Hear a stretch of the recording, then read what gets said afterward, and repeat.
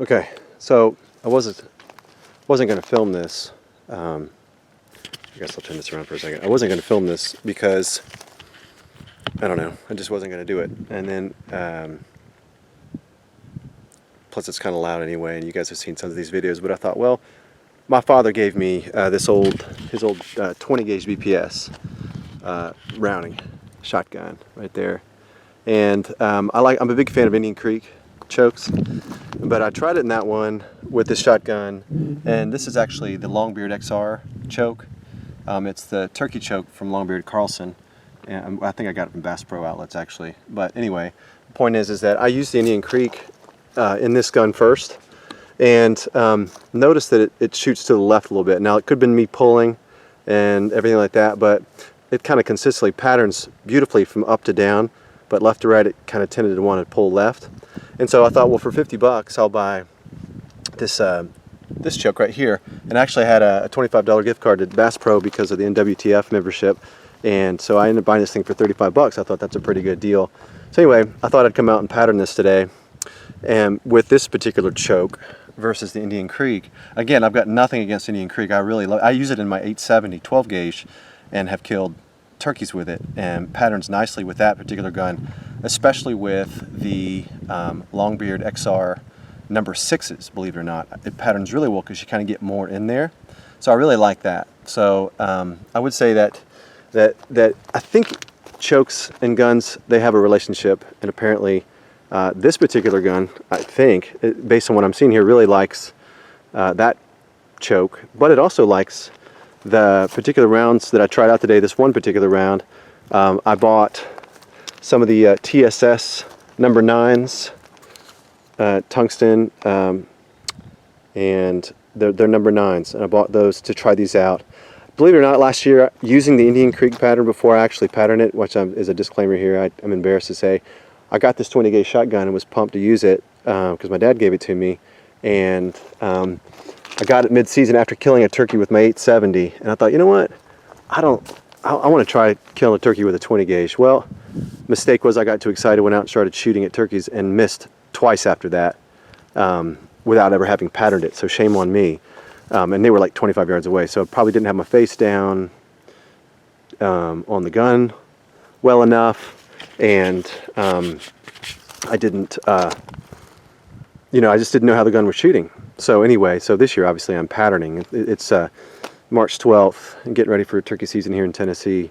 And so I came out to my buddy's farm here and said, I'm going to test out a couple different loads. So what I've got here is the Longbeard XR 3-inch number 5s. And this is, it's a great load. I really like it a lot, particularly my 12 gauge number 6 with the Indian Creek. But I thought I'd pattern this since I had some of those. Again, the number 9 TSS heavyweight from Federal, and then it's all the rage. There's plenty out there to see it. Now this is going to be deceiving. This is hilarious. It says Peters and it says Skeet, but this is a 20 gauge load that my father made with number 5 nickel plated, and he loaded these himself. Okay, and I thought, well, and he said shoot them because they're going to sit in the box anyway. I have about 20 of them, and I just thought, well, it'd be fun to see how they pattern. So I shot these as well, and so I shot 6 rounds, as you can see here, and I shot it. I patterned out to 37 yards, and I used this as my backdrop. This is just something I'll use for kind of like, as you can tell, I've used it plenty, and it's eaten up. But this is one side that I use for like my rifle, 22 caliber, things like that. And this is, the side I just use tape up my targets to for something like today. And then of course I have a rangefinder, and I ranged it out to 37 yards because I stepped it off first and then ranged it second.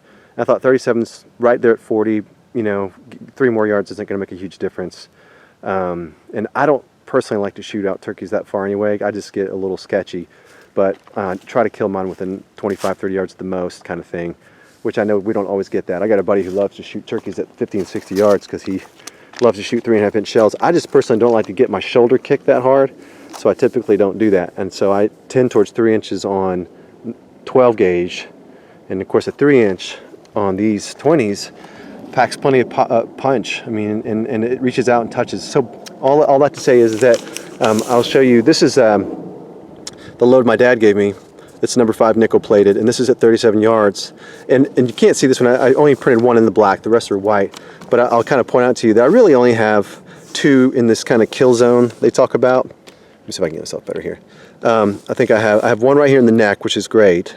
So theoretically, this is a dead turkey. I got one right here next to it, and I thought, well, if this turkey moved ever so slightly when I shot, chances are those are, in my mind, those are 2 two kill shots. And these are, you know, inside that 10-inch circle. And there's enough in here that would merit, okay, probably 10 or so in here. Not bad for a loaded, a reload my dad did. I thought it was pretty good. But I'm not compelled by this at all, okay? So, but for fun, just to see. So then we move over to the Longbeard XRs, number 5s, at 37 yards. I've got 4 in the kill zone, meaning I've got 1 here in the neck. I've got actually, I think, 2 or 3 in the eyeball. And then, you know, then you're going to start, there's one right here. So there's 1 here and here, and there's 2 in here. So this is a dead turkey. This is a dead turkey. So for that reason, I'm like, okay, I obviously like this a lot better than my father's loads. No offense, Dad. But I would say this is a dead turkey. It would be worth paying the money for. I think it blends well, again, with this particular choke. You'd think kind of hand in hand, Longbeard. But, and then you got some in the circumference here. I've got 14 inside the 10-inch kill zone for that, but I've got 4 that are like direct dead bird. So pretty good. Now, if I did number 6s out of here, I would think there'd be a few more. So I do like the Longbeard XR out of here. So then I went to the TSS next, the number 9s, and you can see here, this was my first shot with this one, and I probably look like I didn't hit it super well. But and you can't see it beautifully here, but man, right up in this space right in here, there's about 7 or 8 bullets or pellets in this space. And then I've got a bunch in here. So I wrote down that I've got 15 pellets that hit the kill zone. There's one right there, there's a couple in here, and there's a ton right here on his brain. So that is a completely dead bird at 37 yards. And then I didn't even count how many I have in the actual 10-inch circle because it gets a little crazy. Now you can see I sprayed a little bit up. I think I aimed high, probably didn't have my face down. So these next 3 shots, I try to focus on keeping my face down. So this is second round with my father's stuff here. Again, just with the Longbeard choke. I kind of wish I'd have brought my Indian Creek to show as well. Maybe I'll do another one with the Indian Creek just to show that. Of course, I'm going to overcompensate now that I know that it pulls to the left, so it might be a bit skewed. And with this particular setup, I tried to just say, look, put your face down, shoot to the center, let it be what it is. So this is my father's hill here. Only have 1 in the kill zone, not super crazy about that. And there's only 6 in the 10-inch circle. So Dad, I probably would not pay you for your reloads. Sorry, but that's it. But it is what it is, and my dad's like, hey, just shoot him. So I definitely use them for target, for fun. Now this is the Longbeard again on the second round. I've got 2 in the kill zone here, or in the kill spot, so I've got 1 there. And I think I actually circled this as a kill one. I can't remember. No, I think I went up right by the brain. I thought, you know, if that turkey moved at all, he'd be dead. But I hit him right in the spine. So that's pretty good. And I've got 9 in the circle. So this didn't pattern as nicely as this one did in my mind. 4 with 14 in here, 2 with only 9. So I wasn't pumped about that. So I'm on the fence about the Longbeard XR number 5s. Okay, I'm on the fence about that. Again, I think I'd probably rather go with number 6s because you can pack a little bit more inside of that load, and I do like that. Now, what I love about this next one is that I kind of just said, okay, man, bear down, take the punch, you know, make sure, and in my mind think there's a turkey in front of me. This is how it's going to perform. And so this is that number 9 TSS from 37 yards. I mean, I'll get in close. Look, I mean, you got to see the amount of pellets that are on this page. It is covered up. And this load right here, it's a 1.5 ounce load. It is full of pellets. I think there's like 300 and something pellets in this thing or something like that. I can't remember exactly how many there are. But I'm telling you, that is an insane amount of pellets in that shot. And I counted 31 pellets in the kill zone, meaning up the spine and in the brain and all the black areas that they're trying to say vital areas here. It says vital areas. And That's 31 pellets, and I can't even count how many are here. I didn't take the time to count, but I'm thinking almost 100, 75 to 100 pellets in that kill zone. And then look at the spread on this thing. If that turkey moves at all, there's no way it's going to survive. And so I thought, man, this is incredible. So I like the setup of this choke, the Longbeard XR choke from Carlson that I got at Bass Pro Outlets. You know, and like I told you, I got a $25 gift card off, so it was like 50 bucks minus 25 is 35, or is that, yeah. And so, well, that's bad math, it'd be 25 and 25. It might have been 60 bucks, I'm sorry, you guys. So I'd say it was 60 bucks, I think, minus the 25. It ended up being, if I just remember it being 35 bucks. So anyway, so, yeah, so, and that's out of this Browning BPS. I think a lot of times you're gonna find it, I mean, obviously these guns shoot differently, with different chokes and different loads. And for this particular setup, I really like that for what it is.